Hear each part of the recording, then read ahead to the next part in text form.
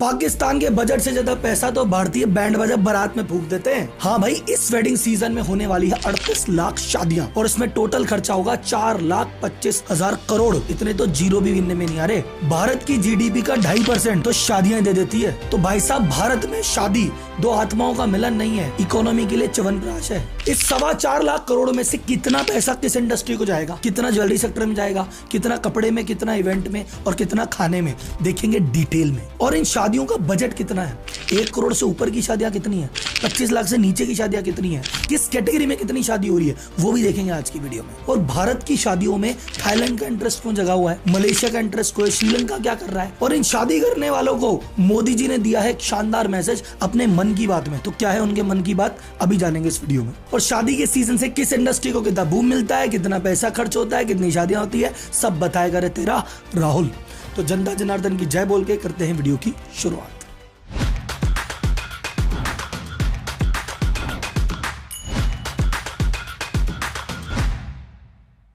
देखो भाई, बात ऐसी है कि इंडियन आदमी है ना, जिंदगी भर पैसा बचाएगा, घिसी हुई चप्पल पहन लेगा, छेद वाला बनियान पहन लेगा, पुराना स्कूटर घिस लेगा, लेकिन जब बात आएगी शादी की कोई कसर नहीं छोड़ेगा। 5 मिठाई से नीचे बात नहीं होगी, बारातियों का स्वागत पान पराग से होगा, चाहे उसके लिए लोन लेना पड़े। भारतीय आदमी बच्चों की पढ़ाई की बात आ जाए और घर में शादी की बात आ जाए, इन दोनों जगह पे बजट नहीं देखता। 20 साल की कमाई एक दिन में फूंक देता है। और जब एक आदमी नहीं, लाखों आदमियों की ऐसी ही मेंटेलिटी हो और ये सब लोग एक छोटे समय में शादी करने पे उतर जाए, तो पूरी की पूरी इकोनॉमी झूम उठती है, चाहे वो खाने वाला हो, चाहे कपड़े वाला या ज्वेलरी वाला। अभी तो भाई साहब, कोरोना काल में जो कसर रह गई थी 2-3 साल की, वो और निकालनी है। सारे भारतीय बदला लेने के मूड में हैं और आपको 2-3 डाटा से बदला भी समझ में आ जाएगा। करवा चौथ के दिन 15,000 करोड़ का व्यापार हुआ था। दिवाली का जो एक हफ्ता गया था, जिसमें धनतेरस से लेके आपका भाई दूज वाला वीक है, उस दौरान भारतीयों ने खरीदारी की है 3,75,000 करोड़ की। और अब confederation of all India traders यानी कैट के अकॉर्डिंग पिछले साल 32 लाख शादियां हुई थी, जिसमें 3,75,000 करोड़ लगे थे। अब की बार शादी के नंबर और व्यापार दोनों का रिकॉर्ड टूट रहा है।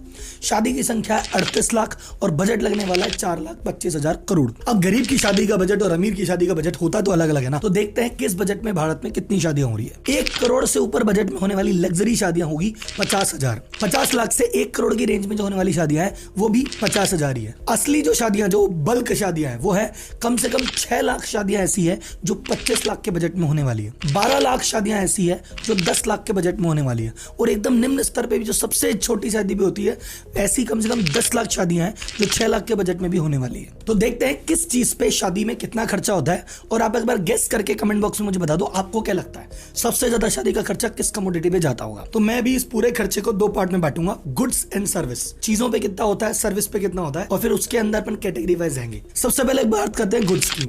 गुड्स में सबसे मोटा खर्चा, नंबर 1 खर्चा है ज्वेलरी। इस टोटल अमाउंट का 15% लगभग आदमी ज्वेलरी पे खर्च करता है। तो सेकंड सबसे बड़ा खर्चा होता है कपड़े में 10%, जिसमें आपका टेक्सटाइल, साड़ी, लहंगा, दूल्हे के कपड़े, दुल्हन के कपड़े, दुल्हन की मम्मी के, पापा के, सबके कपड़े और बाकी जितनी भी चीज आप बोलेंगे वो उसमें आ जाती है।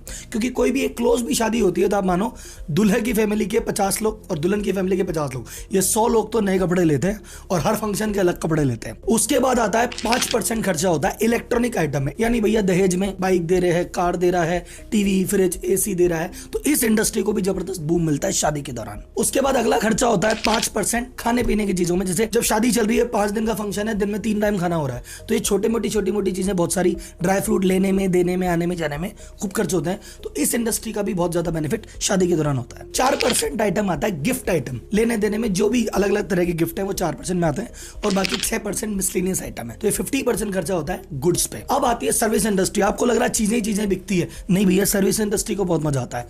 आप मुझे बताइए, सर्विस इंडस्ट्री में पहला आपको क्या लगता है सबसे ज्यादा खर्चा कहाँ होता होगा? सबसे बड़ा खर्चा 12% खर्चा लग जाता है लगभग टेंट डेकोरेशन में। क्योंकि भाई साहब, चाहे सगाई का फंक्शन हो, शादी का फंक्शन हो, तीनों फंक्शन की अलग अलग डिजाइनिंग होती है, अलग अलग जगह होती है, रोशनी, दिखना, लगना, उस पर बहुत खर्चा होता है। इसके चक्कर में एम्प्लॉयमेंट बहुत ज्यादा जनरेट होता है। ऊपर मैंने जितने भी गुड्स बताए, वहां पे जितनी भी दुकानें बेचने वाले हैं वो तो व्यापारी, उनके ही वहां पे काम करने वाले, लोडिंग वाले, अनलोडिंग वाले, सेल्समैन, उस फैक्ट्री में उन चीजों को बनाने वाले, प्रोडक्शन में जो एडिशनल प्रेशर आता है, सब एडिशनल रूप में बहुत सारा रोजगार भी जनरेट होता होता है। उसके बाद सर्विस इंडस्ट्री में सेकंड सबसे बड़ा खर्चा होता है फूड का, कैटरिंग का। 70 तरह की मिठाई है, 25 स्टॉलें लगी हुई है, टैलेंट काउंटर अलग है, दाल बाटी का काउंटर अलग है, बंदा हाथ में लेके अलग से घूम रहा है, सूप भी पी रहे हो, दूध भी पी रहे हो, मतलब कुल मिला के 20-25 आइटम खा के एक एवरेज आदमी आता है। तो इसका खर्चा भाई साहब कहां जाता है? सर्विस इंडस्ट्री में जाता है। नेक्स्ट 5% जाता है वेन्यू पे, होटल, बैंक्वेट, फार्म हाउस, धर्मशाला, जो भी उस पे खर्चा होता है। नेक्स्ट 5% जाता है इन सभी तामझाम को मैनेज करने वाले इवेंट मैनेजमेंट में। यहाँ पे चाहे आपका महिला संगीत का फंक्शन कराना हो या व्हाटएवर द केस, जो पूरी उसका मैनेज करना, बारात का अरेंजमेंट, इन सभी चीजों में 5% और खर्चा हो जाता है। 4% खर्चा होता है फ्लावर डेकोरेशन में। चाहे आपको वेन्यू सजाना हो, चाहे आपको घर सजाना हो, या एंट्री पूरी लंबी चौड़ी देनी हो, या दूल्हा दुल्हन की वरमाला हो, हर जगह भाई साहब फ्लावर, वो भी ऑथेंटिक फ्लावर, ये बहुत ज्यादा खर्चा है। तो 4% शादी में ये भी जाता है। और फूल वालों की भी चांदी हो जाती है। मतलब अगर आप गौर से देखेंगे तो बड़े से बड़ा व्यापारी जो एक बड़ा शोरूम लेके बैठा टीवी फ्रिज का, वो भी कमा रहा है, और रोड किनारे जो बैठा हुआ है दरी बिछा के माला बेच रहा है, वो भी कमा रहा है। 3% खर्चा ट्रेवल एंड कैब सर्विसेज में। ये वो बारात इधर जा रही है, बारात उधर जा रही है, इधर हमने बस बुक की, दूल्हे की गाड़ी अलग बुक है, दुल्हन की गाड़ी अलग बुक है, इस जीजा को लेने जाओ और फूफा जी को लेने नहीं गए तो वो नाराज भी हो जाते हैं। तो इनमें 3% में 1.5% खर्चा तो फूफाओं की गाड़ियों का है। 3% खर्चा था ऑर्केस्ट्रा एंड बैंड सर्विसेज का, क्योंकि जो नॉर्मल बैंड आपको 11,000 21,000 में मिल रहा है, शादी के दौरान अच्छे बैंड 2 लाख 2.5 लाख में भी जा सकते हैं। और उसके बाद तुम्हें जितना खर्चा करना उतना करो, क्योंकि तुमने करोड़ रुपए की शादी कर दी पर बारात में ढंग से नाचे ही नहीं, तो फिर काय बात की बारात। और ये नया खर्चा है जो शायद पिछले 10 सालों में है, इसके पहले तो होता नहीं था, लेकिन अब चालू हो गया भाई साहब। Photo and video shoot, pre wedding shoot अलग होगा, कैंडिड शूट अलग होगा, दूल्हे का शूट अलग है, दुल्हन का शूट अलग है। लगभग 3% खर्चा इन शूटिंग में जा रहा है। अब इसके बाद होता है 2% मिसलेनियस सर्विस। मिसलेनियस सर्विस में सोशल मीडिया सर्विस भी आजकल लोग ले रहे हैं कि भैया अपनी शादी के वेडिंग कार्ड बना रहे हैं, वीडियो बना रहे हैं, उसको भेज रहे हैं। 2% में कई शादियों में बार के भी खर्चे। 2% तो किधर चला जाता है पता ही नहीं चलता। 2% का तो हिसाब ही नहीं मिलता। आप 50 लाख का अगर शादी करने गए हो तो आपको 1-2 लाख के तो हिसाब ही नहीं मिलेंगे। तो इसने 2% इसी में डाल दिया। ये सारी इंडस्ट्रियां तो थी जो डायरेक्टली इफेक्ट होती है। इसके अलावा इनडायरेक्टली क्या होता है, एक तो इन सभी चीजों की वजह से एम्प्लॉयमेंट जनरेट होता है, और जब एम्प्लॉयमेंट जनरेट होता है, इनके हाथ में पैसा आता है, तो रिपल इफेक्ट काम करता है। रिपल इफेक्ट क्या हुआ साहब? एक फ्लावर वाला था जो खाली बैठा था, ले शादी के सीजन में अगर उसने 5 लाख रुपए कमा लिए तो क्या करेगा? वो जाके इकोनॉमी में खर्चा करेगा।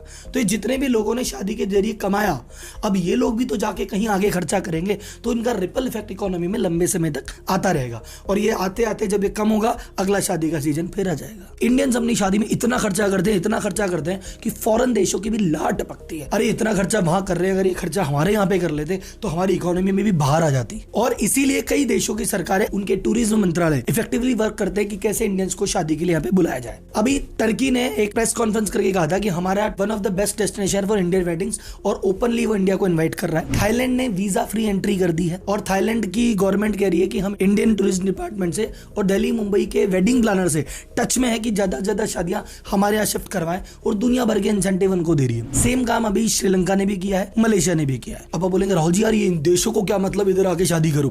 देखो सर, एक फैक्ट बताता हूं आपको। इंडिया की जो HNI पॉपुलेशन यानी हाई नेटवर्थ इंडिविजुअल, जिनकी नेटवर्थ 8 करोड़ रुपए या उससे ज्यादा है, उनकी संख्या 2021 में भारत में 7,63,674 लोग थे, जो कि बढ़ के 7,97,000 यानी लगभग 8 लाख लोग हो गए। और 2027 तक ये संख्या हो जाएगी 16,50,000। और ये जितने भी हाई नेटवर्थ इंडिविजुअल हैं, ये कहते हैं जितनी शोशेबाजी करनी है हमको इंडिया में हो नहीं पाएगी, हमको तो बाहर जाके जलवे करने हैं।